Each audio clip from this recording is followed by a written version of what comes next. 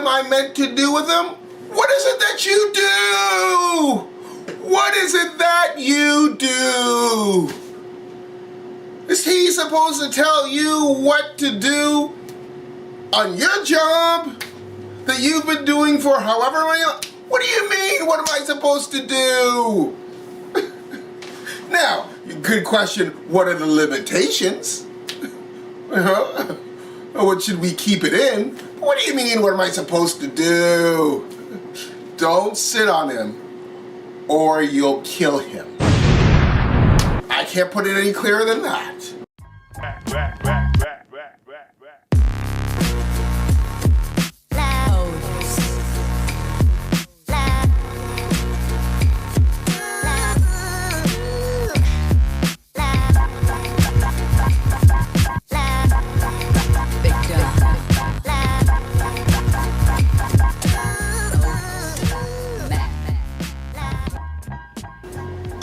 Hey guys, welcome to my channel, Phlava. The flavor today is Jefferies taking a muscular dystrophy sufferer to see a prostitute, Part 2.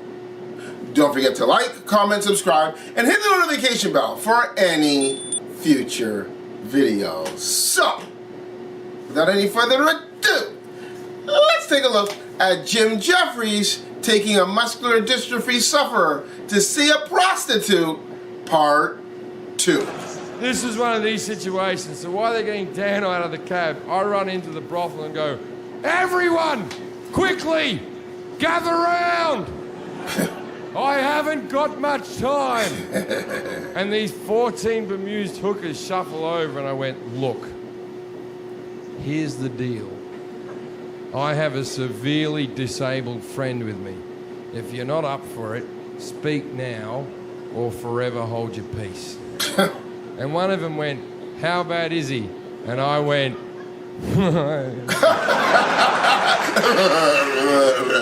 "Pretty fucking bad." And 10 of them said they wouldn't do it. And 10 I out said, of the "Well, I 14? respect them. Wow. But can you please go and hide because I don't want him to be rejected by hookers." Oh. And these 10 girls shuffle In away their in their face, evening you did gowns that. and their high heels with gonorrhea falling out of them. Stop. You're taking them to see I'm now them. left with 4 girls, the best looking one by a mile stays. Dan wheels in, looking like Jabba the Hutt, breathing like Darth Vader. 2 of the girls run away and I'm like, "Are you fucking kidding, you slut?" I just asked you nicely. He did ask you nicely. He did So ask we're you now nicely. left with 2 girls. The best looking one's there, the other one's a fucking troll. Woo! Now, out of respect for the ugly one, I go to Dan, I go, "Dan, there's only 2 girls working today, mate. Which one do you want?" And he said, "The one in the green dress." Now, neither of them had a green dress. I stand up and look at Andrew and went, "What the fuck is all this about?" And Andrew went, "Oh yeah, his eyes are fucked as well." Oh, boy. Now, it turns out that Dan's colorblind. It's not part of the condition, it's just unfortunate. Just unfortunate. Just unfortunate. I sat with the hooker. Now I'm going to pay for everything. Now, the reason I'm going to pay for everything is simple. I told Dan and Andrew that I would pay for everything as long as I got to tell this story to hundreds of thousands of people in the future. And they said, "Of course you can, Jim, but be respectful and change our names." Which sounds like the right thing to do now, doesn't it? Now, I haven't changed their names. Their names are Andrew and Daniel Connor from St Kilda, Melbourne, Australia. Boy. I would have liked to have changed their names. It is the right thing to do. But I look at it this way. Even if I changed their names and their parents started watching my comedy, they'd be like, "My word, doesn't Randy and Steve sound like our kids?" Didn't Jim grow up with a lot of people with muscular dystrophy?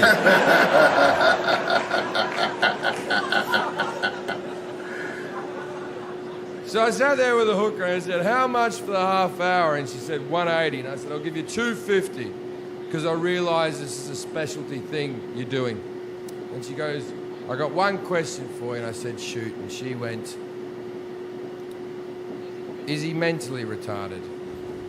And I went,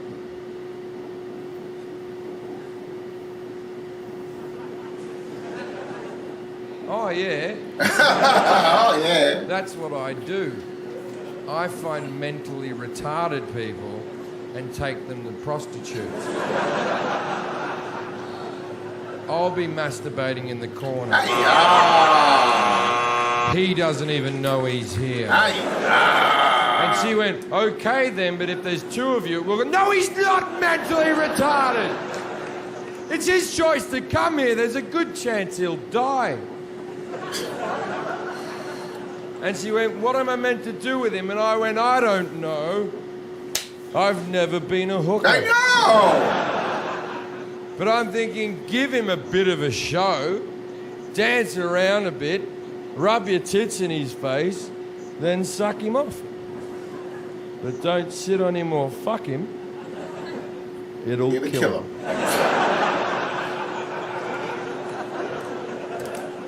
Hold up! Wait a minute! Bring it back! Excuse me? What am I meant to do with him? What is it that you do? What is it that you do? Is he supposed to tell you what to do on your job that you've been doing for however long? What do you mean? What am I supposed to do? Now, good question, what are the limitations? What should we keep it in? What do you mean, what am I supposed to do? Don't sit on him or you'll kill him. I can't put it any clearer than that. And when he came in and asked all you 14 broads what the situation was, why didn't you ask then if he was mentally retarded? You stuck around, so what does it matter now? Do what you do best. All right, just don't sit on him. That's it, that's all. Do what you do best. Now, get to work. Get to work. So we go up to the room, which thank God was on the first floor. And me and Andrew look at Dan like two proud parents watching our child go to school for the first time.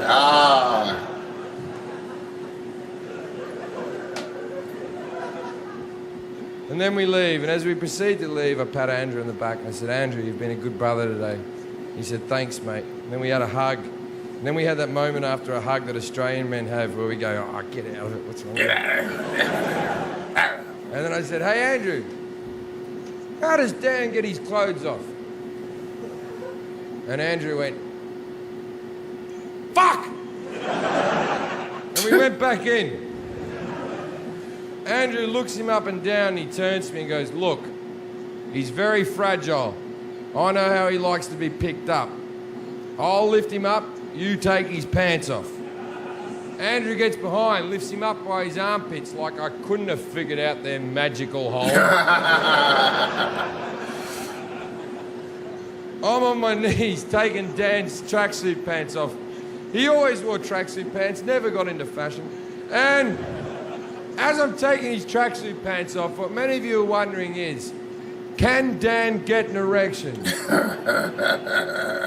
And the answer is yes. Blood, baby. Even though none of the muscles in his baby. body work, the cock is not a muscle, the cock is a bit of skin that fills with blood. If he gets aroused up here, blood will rush to there. Now, what nobody knew about this 32-year-old virgin is that Dan's packing heat. I'm talking 9.5 inches of disabled misery. This cock's so fucking big, I think that's why the rest of his muscles didn't work. I take the pants off, this thing springs up and hits me in the mouth. No. You got a penis in the mouth? You got a penis in the mouth?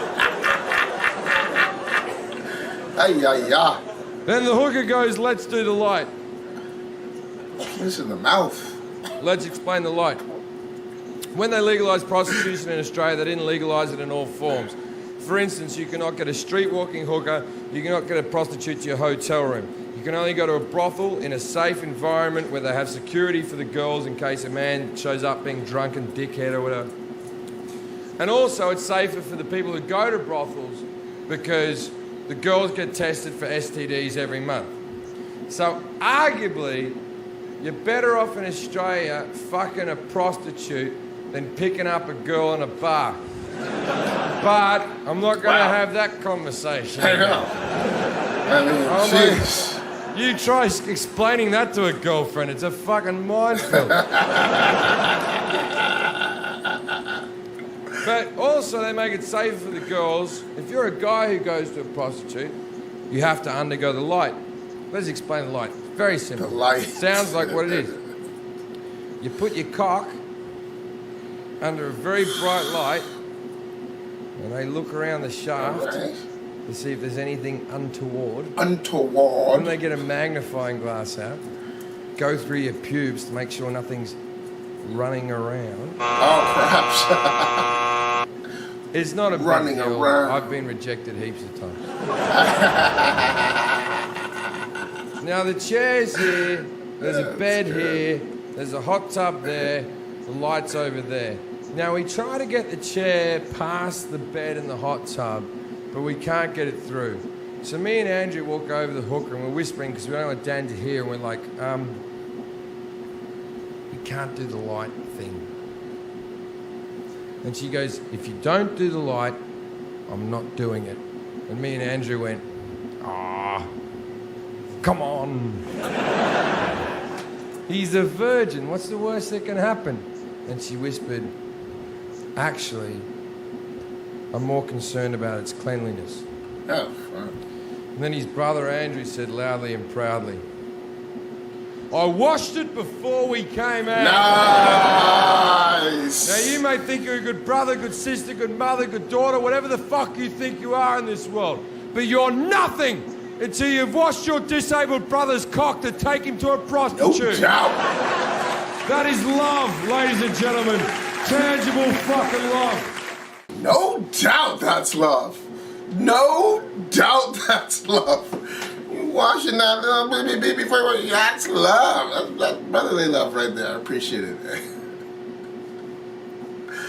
It's what you do. Why should he tell you what to do? It's what you do. Just don't sit on him. All right? You'll kill him. You'll kill him. Jim Jefferies, taking a muscular dystrophy sufferer to a prostitute, part 2. I hope you enjoyed it. Guess what?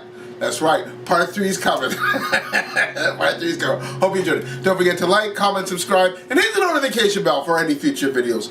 Until next time, until part 3.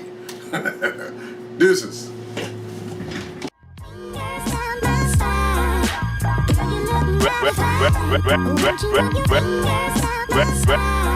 Rap.